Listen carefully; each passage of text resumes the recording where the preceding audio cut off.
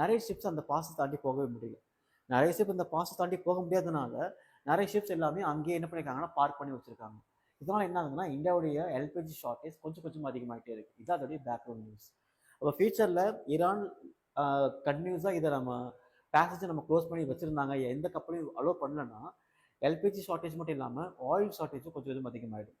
இந்தியாவில் டொமஸ்டிக் பர்பஸ்க்காக நம்ம என்ன பண்ணுறோம், எல்பிஜி கனெக்ஷன்ஸ் நம்ம கொடுத்துருக்கோம். கிட்டத்தட்ட 35 crore people LPG connection use பண்ணுறாங்க.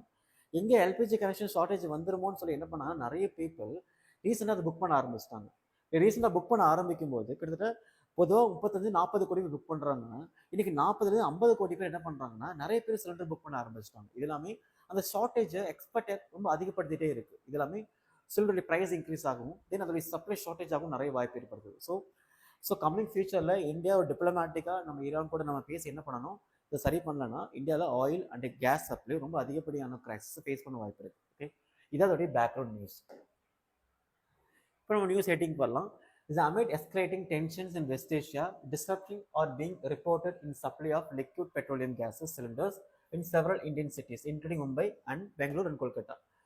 நிறைய இந்தியாவில் கூடிய பெங்களூர் அண்ட் கொல்கத்தா சிட்டியில் என்ன பண்ணாங்கன்னா ஹோட்டல்ஸை க்ளோஸ் பண்ணிட்டாங்க.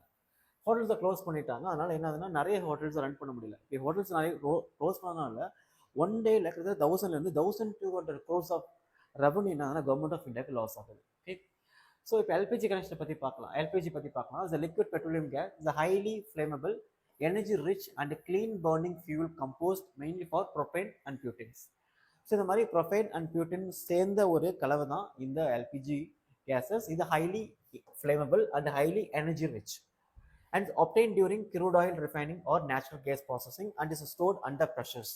நம்ம என்ன பண்ணுறோம், க்ரூட் ஆயிலிருந்து என்ன பண்ணுறோம், பெட்ரோல் எடுக்கிறோம், டீசல் எடுக்கிறோம், அது நிறைய கெரோசின்ஸ் எடுக்கிறோம். இது மூலமாக எடுக்கக்கூடிய one of the part of filter தான் இந்த எல்பிஜிஸ்.